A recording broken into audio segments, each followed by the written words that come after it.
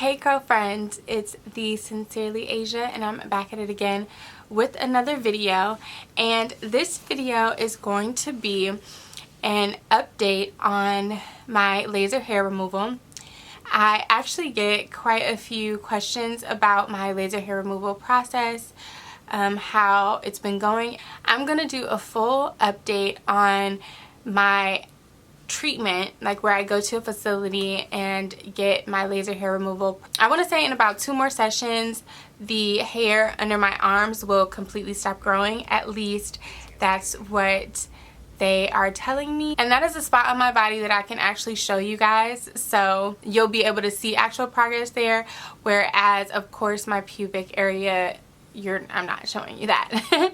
So that's going to be a real update, but this one is going to be talking about something new that I tried over the past, I want to say like 4, 5, 6 months.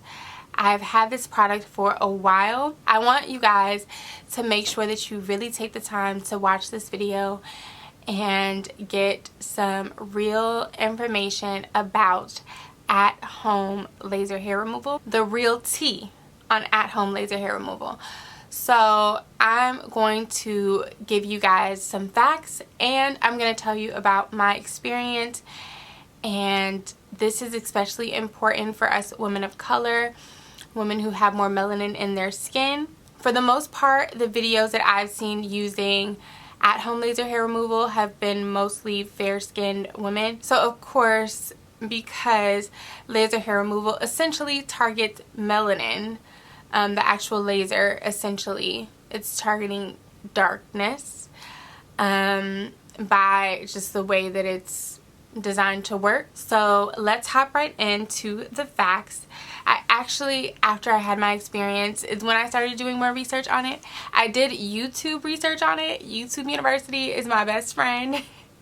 But I didn't actually do any like internet research for real until after, of course, ignorantly, I had been treating myself. So at-home laser hair removal is not regulated by the FDA, no matter which brand or product that you're using, no matter what they say, what reviews they have, how many people they have saying that it will work. It is not regulated by the FDA. So because when something is not regulated by the FDA, it pretty much means that there are no standards that the product has to go on. So basically, the results may vary. That's pretty much what that means. There's no line set to where it's like, if this doesn't happen, you deserve your money back. If this doesn't happen, you can sue. If this does or doesn't happen, there will be repercussions, because we are promising this. We are the regulation that promises that at the bare minimum, this will happen or this shouldn't happen. So that's obviously already a risk there. There also isn't enough clinical studies available to prove that at-home laser hair removal is more effective or less effective than hair removal in the dermatologist's office. Basically, that's just saying that you can get the results you want or you cannot get the results you want. But I mean, you're taking the risk. So that's what I did. I took the risk. I did a lot of research prior to doing like actual in a clinic laser hair removal. So I thought that I was pretty much up to standard. I mean, well, not up to standard, but up to date on that kind of information. But obviously your girl wasn't. I got mine from Crystal and Company. From what I've researched, and even other YouTubers that I follow, specifically Nicole Guerrero, I think I'm saying her name right. She's just so happened to say in one of her weekly vlogs, she uses hers weekly or bi-weekly or something like that. She mentioned in her vlog that it doesn't really matter what company that she's ever bought the actual at-home laser removal things from. They all work the same, and they're all pretty much manufactured the same. The company buys them and they slap their sticker on it and they sell it to you. Mine was $100. It did have a warranty I think it was like a 6-month warranty or a year warranty. Like if it's not working, you can send it back. I never did send mine back. So let's get into my experience now that we've gotten all that out of the way. I got my laser hair removal machine from Crystal and Company. It was a company that I saw had a good amount of reviews. It had a lot of videos on YouTube and a lot of people raved about it, how good it was. Even the people who said that they didn't notice like that much of a difference, still I saw like no negative reviews. I didn't see a single negative review on people who used at-home laser hair removal and had a bad reaction. So I said, why not? It was $100 and it came with a year-long warranty, so it seemed worth it to me. This was my rationale, you guys. I felt like since my skin had already dealt with probably a more powerful laser during my inpatient laser hair removal, of course, whatever this one does, if nothing else, it was just not gonna work. It's just not gonna work, and it would be an experience I would be able to tell you guys about. So I order it and I start to use it. I was using it about, it recommended that I use it on level 5. Now level 5 like stung me the first time, so I was like, no, I'm not gonna use it on level 5. I can just use it on level 3, and then when I build up my pain tolerance, because it says that if you have coarse black hair, you should do it on the highest level once a week. So I was doing it on level 3 and I was getting no results. I was doing it weekly, at first bi-weekly and then weekly for the first month. I was confused because laser hair removal inpatient, I experienced hair loss a week and a half after my first appointment. I started to experience like my hair started to just fall out. A few months passed, so about 3 months ago I picked it up again and I was like, you know what, I'm gonna start trying to do it again on the parts of my body that I'm not doing laser hair removal inpatient. And I was doing I believe it's called the perineal, I think that's what it's called, but I was doing that spot as well. So this time when I picked it back up, I was like, you know what, maybe it didn't work for me because I didn't follow the recommendations. It says level 5.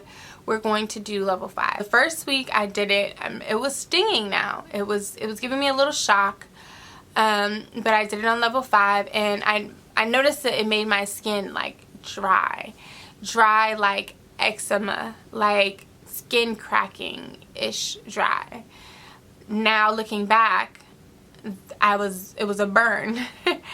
It was just it didn't look like a burn because I wasn't familiar with it, but it was actually like I had burned my skin. But I thought it was just dry, so I put on a lot of lotion and I just went on about my day. So I waited till my skin felt not as like dry and patchy, which was about 2 weeks later, and I tried it again on level 5. Now this time I started with the patch of skin under my belly button.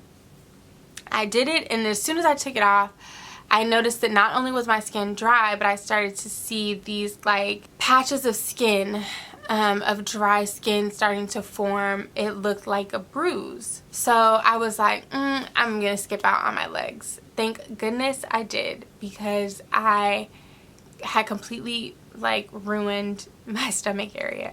The next day I woke up and it was a little bit red. I let the day go by. After I got out of the shower that night, I noticed that the skin was darkening, like starting to scar, and I was like, oh man, these are probably like I probably burnt my skin or something like that. The next day I woke up and I had these dark marks from every single spot that I'd put the laser on.